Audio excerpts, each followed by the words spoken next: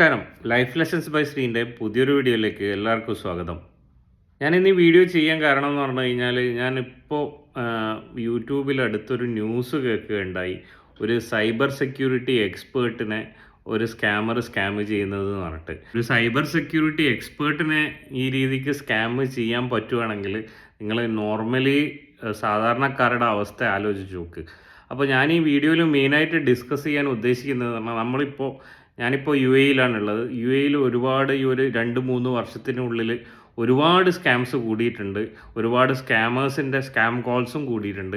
അപ്പോൾ ഈ ഒരു പശ്ചാത്തലത്തിൽ ഇതേപോലെ സ്കാമുകളിലൊക്കെ പോയി ചെന്ന് പെടാതെ എങ്ങനെ ഇരിക്കുക എന്നുള്ള ഒരു ചെറിയൊരു അഡ്വൈസ് വീഡിയോ ആണ്. ഞാൻ സൈബർ സെക്യൂരിറ്റി എക്സ്പേർട്ടൊന്നുമല്ല, എന്നാലും എൻ്റെ നോളേജ് വെച്ചിട്ട് നിങ്ങളെങ്ങനെ ഹെൽപ്പ് ചെയ്യാൻ പറ്റും എന്നുള്ള രീതിക്ക് ഒരു വീഡിയോ ചെയ്താൽ കൊള്ളാമെന്ന് തോന്നിയതുകൊണ്ടാണ് ഈ പെട്ടെന്നൊരു വീഡിയോ ചെയ്യുന്നത്.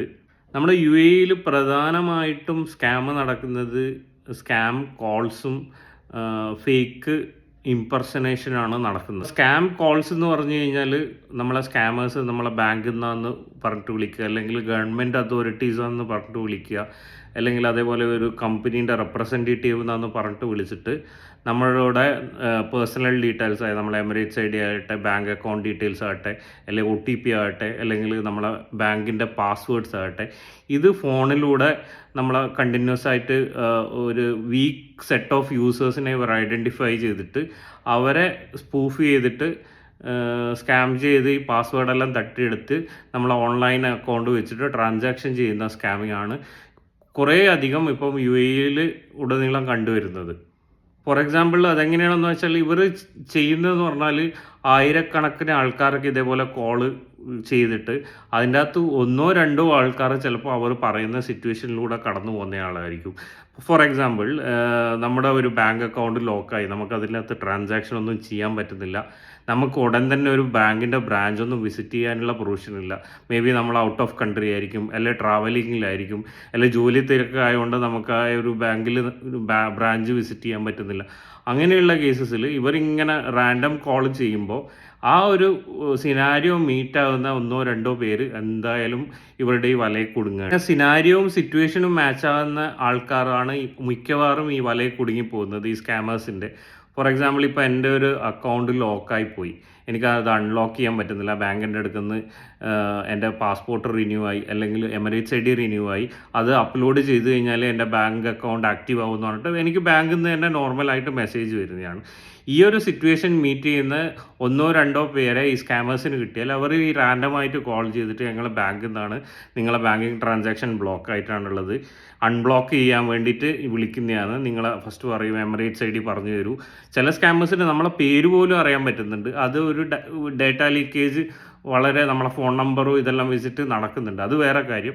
അപ്പോൾ ഇങ്ങനെ ചോദിച്ച് അവർ നമ്മളെ പേഴ്സണൽ ഇൻഫർമേഷൻ ഓരോന്നായിട്ട് വാങ്ങിയിട്ട് ചിലപ്പോൾ ഈ ബാക്ക്ഗ്രൗണ്ട് IVR കോളും ഒക്കെ ചിലപ്പം ബാങ്കിൽ നിന്നുള്ള ജെന്യൂൻ കോൾ പോലെ തന്നെ ഇവർ സെറ്റപ്പ് ചെയ്ത് വെച്ചിട്ടുണ്ടാവും.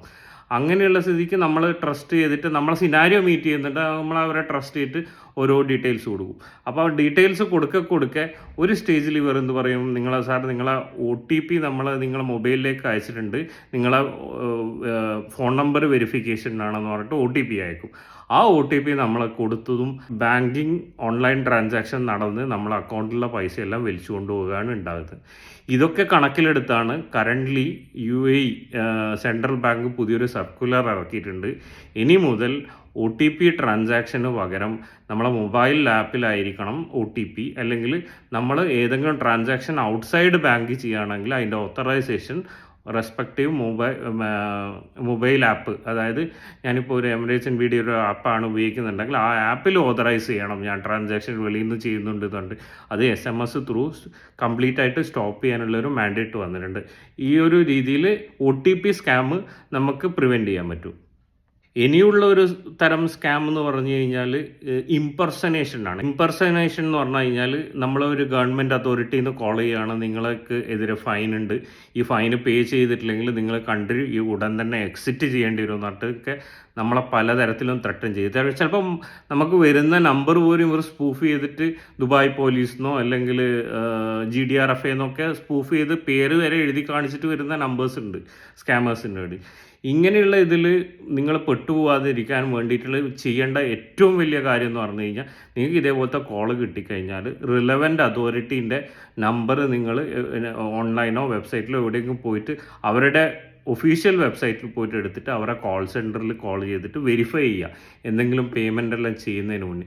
ഒരിക്കലും ഇവിടുത്തെ ഗവൺമെൻറ് ഒഫീഷ്യലൊന്നും ആരും വിളിച്ചിട്ട് നിങ്ങൾ ഓവർ ദ കോളോ അല്ലെങ്കിൽ ഓൺലൈനായിട്ട് നമുക്കിപ്പം തന്നെ പേയ്മെൻറ്റ് വേണമെന്ന് ഇവിടുത്തെ ഒരു ഡിപ്പാർട്ട്മെൻറ്റും അങ്ങനെ പറയില്ല. ഇവിടുത്തെ ഡിപ്പാർട്ട്മെൻറ്റിലുള്ള ഫൈൻ ഉണ്ടെങ്കിൽ അത് നമ്മൾ അവരുടെ വെബ്സൈറ്റിൽ പോയി എൻക്വയറി ചെയ്ത് നോക്കിയാൽ മാത്രമേ ഫൈൻ അറിയൂ. സപ്പോസ് അങ്ങനെ ഫൈൻ വന്നിട്ട് നിങ്ങൾ കൺട്രി എക്സിറ്റ് ചെയ്യാൻ നോക്കുമ്പോഴേ ഫൈൻ അടച്ചാലേ പോകാൻ പറ്റുമെന്ന് പറയും. ആരും നിങ്ങളെ ഫോളോ അപ്പ് ചെയ്തിട്ട് ഫൈൻ അടക്കണമെന്നൊന്നും ഇവിടുത്തെ ഒരു ഗവൺമെൻറ് അതോറിറ്റീസും പറയത്തില്ല. അതൊരു കാര്യം. മൂന്നാമത് ഒരു ഇപ്പം വളരെ കോമൺ ആയിട്ട് ഇവിടെ നിന്ന് UAE എന്ന് മാത്രമല്ല പല രാജ്യങ്ങളിലും വളരെ കോമൺ ആയിട്ട് കാണുന്ന ഒരു സ്കാം ആണ് ഈ ട്രേഡിംഗ് സ്കാം. ട്രേഡിംഗ് സ്കാം എന്ന് പറഞ്ഞാൽ എന്താണെന്ന് വെച്ചാൽ, നമ്മളെ ഒരു ട്രേഡിംഗ് ആപ്ലിക്കേഷൻ ഉണ്ട്. അതിൻ്റെ അകത്ത് നിങ്ങൾ പൈസ ഇട്ട് കഴിഞ്ഞാൽ ഇന്ന് 100 ദിറംസ് ഇട്ട് കഴിഞ്ഞാൽ നാളെ അത് 500 ആവും, 1000 ആവും. നമ്മൾ ഫോറക്സ് ട്രേഡിങ് ചെയ്യുകയാണ്, നമ്മൾ ഇൻട്രാഡേ ട്രേഡിങ് ചെയ്യുന്ന കമ്പനിയാണ്. നിങ്ങളെ ഇൻവെസ്റ്റ്മെൻറ്റ് നമുക്ക് തന്നു കഴിഞ്ഞാൽ നിങ്ങളെ ഇൻവെസ്റ്റ്മെൻറ്റ് ട്രിപ്പിളാക്കി തരും, 4 ടൈംസ് ആക്കി തരും എന്ന് പറഞ്ഞിട്ട് ആൾക്കാരുടെ നിന്ന് വലിയ എമൗണ്ട് അല്ലെങ്കിലും ചെറിയ എമൗണ്ട് വാങ്ങിയിട്ട് അബ്സ്കോണ്ട് ആകുന്ന ഒരുപാട് ആൾക്കാരുണ്ട്. ഇതേ ഒരു സിമിലർ സ്കാം ഈ ലോട്ടറി സ്കാം എന്ന് പറഞ്ഞിട്ട് ഒരു കാറ്റഗറി ആൾക്കാർ നടത്തുന്നുണ്ട്. അതായത് നിങ്ങൾക്ക് ലോട്ടറി അടിച്ചു, നിങ്ങളെ ലോട്ടറി എമൗണ്ട് റിലീസ് ചെയ്യണമെങ്കിൽ നമുക്ക് ഇത്ര എമൗണ്ട് ഡെപ്പോസിറ്റ് ആയിട്ട് കെട്ടിവെക്കണം, പ്രോസസ്സിങ് ചാർജ് ആയിട്ട് കെട്ടിവെക്കണം എന്ന് പറയുന്ന ഒരു സ്കാമും കൂടി UAE വളരെ കോമൺ ആയിട്ട് നടക്കുന്നുണ്ട്. അതും കൂടി നിങ്ങൾ അറിഞ്ഞിരിക്കേണ്ടതാണ്. ഏറ്റവും കൂടുതൽ ഇവിടെ large amount of money loss ആകുന്ന ഒരു സ്കാമാണ് പ്രോപ്പർട്ടി സ്കാം. പ്രോപ്പർട്ടി സ്കാം എന്ന് പറഞ്ഞു കഴിഞ്ഞാൽ, നിങ്ങളൊരു അണ്ടർ കൺസ്ട്രക്ഷൻ ഓഫ് പ്ലാൻ എടുക്കാൻ പോവുകയാണെന്ന് പറഞ്ഞിട്ട് നിങ്ങളെ കൊണ്ട് ആ ഒരു പ്രൊജക്റ്റിലേക്ക് ചിലപ്പോൾ അത് ബാങ്ക്റപ്സി ആകാൻ പോയിക്കൊണ്ടിരിക്കുന്ന കമ്പനി ആയിരിക്കും. ഇതിൻ്റെ നിലനിൽപ്പിന് വേണ്ടിയിട്ട് പല കമ്പനികളും ഇപ്പോൾ ഒരു 1 BHK 900,000 അല്ലെങ്കിൽ 1 million കിട്ടുന്ന ഒരു 1 BHK നിങ്ങൾക്ക് 600 കിട്ടും, 500 കിട്ടും, 300 വിളിച്ചു അണ്ടർ കോട്ട് ചെയ്തിട്ട് നിങ്ങളെ കൊണ്ട് ഓഫ് പ്ലാനിൽ ഇൻവെസ്റ്റ് ചെയ്യിപ്പിക്കുക. കുറച്ച് കാലം കഴിഞ്ഞ് ചിലപ്പോൾ ഈ കമ്പനി എസ്ക്രോ എന്ന് പറഞ്ഞാൽ നമ്മളെ പ്രൊജക്റ്റ് ചെയ്യുന്ന കമ്പനി മിനിമം എമൗണ്ട് ഒരു ബാങ്കിൻ്റെ എസ്ക്രോയിൽ കെട്ടിവെക്കണം. എസ്ക്രോ മാനേജ്മെൻ്റ് ഇല്ലാത്ത കമ്പനിയിലൊക്കെ നിങ്ങളിതേപോലെ ഓഫ് പ്ലാനിൽ പോയി ഇൻവെസ്റ്റ് ചെയ്യുന്നത് വളരെ റിസ്ക്കിയാണ്. ചില പ്രോജക്ട്സ് ഒന്നും കംപ്ലീറ്റ് ആവില്ല പറഞ്ഞ ടൈമിന്, അല്ലെങ്കിൽ ചില പ്രോജക്ട്സ് ടോട്ടലി ഡ്രോപ്പ് ആവുന്നുണ്ട്, കമ്പനി അബ്സ്കോണ്ട് ആവുന്ന കമ്പനീസ് ഉണ്ട്. അപ്പോൾ ഇവിടെ ഒരു ഇൻവെസ്റ്റിംഗ് ബൂം അല്ലെങ്കിൽ റിയൽ എസ്റ്റേറ്റ് ബൂമുള്ള ഒരു കൺട്രി എന്നുള്ള രീതിയിൽ നിങ്ങൾ ഓഫ് പ്ലാനിൽ അല്ലെങ്കിൽ ഇതേപോലത്തെ റിയൽ എസ്റ്റേറ്റ് പ്രോപ്പർട്ടിയിലെല്ലാം ഇൻവെസ്റ്റ്മെൻറ്റ് ചെയ്യുമ്പോൾ വളരെ കെയർഫുള്ളായി ട്രസ്റ്റഡ് ആയിട്ടുള്ള ബിൽഡേഴ്സിൽ മാത്രം ഇൻവെസ്റ്റ് ചെയ്യുക. അല്ലെങ്കിൽ ഇതേപോലത്തെ കമ്പനി ട്രസ്റ്റഡ് അല്ലാത്ത കമ്പനീസിലാണെങ്കിൽ ബാക്ക്ഗ്രൗണ്ട് വെരിഫിക്കേഷനും ചെക്സും ഒക്കെ ചെയ്ത്, അല്ലെങ്കിൽ നിങ്ങൾക്ക് തനിച്ച് ചെയ്യാൻ പറ്റുന്നില്ലെങ്കിൽ ഏതെങ്കിലും ഒരു ട്രസ്റ്റഡ് റേറ ബ്രോക്കറിനെ അപ്രോച്ച് ചെയ്തിട്ട് അവർ വഴി ഇൻവെസ്റ്റ് ചെയ്യുക. നിങ്ങളെ മണി എപ്പോഴും സേഫ് ആക്കുക. ഇങ്ങനത്തെയുള്ള സ്കാംസിലൊന്നും പോയി ചെന്ന് പെടാതിരിക്കുക. ഈ ഒരു കോമൺ സ്കാം ടൈപ്സ് ഡിസ്കസ് ചെയ്യാൻ വേണ്ടിയിട്ടാണ് ഞാൻ ഇന്ന് ഈ വീഡിയോയിൽ വന്നത്. വേറെ ഒന്നുമില്ല, നമ്മൾ കഷ്ടപ്പെട്ട് അധ്വാനിച്ചുണ്ടാക്കുന്ന പൈസയാണ്. വെറുതെ അത് സ്കാമേഴ്സിൻ്റെ കഴിയിൽ പോയിട്ട് പിന്നെ അവസാനം കരഞ്ഞിട്ട് കാര്യമില്ല, പിന്നെ പോയതിന് പശ്ചാത്തപിച്ചിട്ട് കാര്യമില്ല. ഇതേപോലത്തെ കാര്യങ്ങളിലൊന്നും നിങ്ങൾ പോയി ചെന്ന് പെടാതിരിക്കുക. അതേപോലെ ഓത്തറൈസ്ഡ് പേഴ്സൺ അല്ലാത്ത ആൾക്കാർക്ക് നിങ്ങളെ എമിറേറ്റ്സ് ഐഡിയോ പാസ്പോർട്ടോ ബാങ്കിങ് ഡീറ്റെയിൽസോ ഒന്നും കൊടുക്കാൻ പാടില്ല.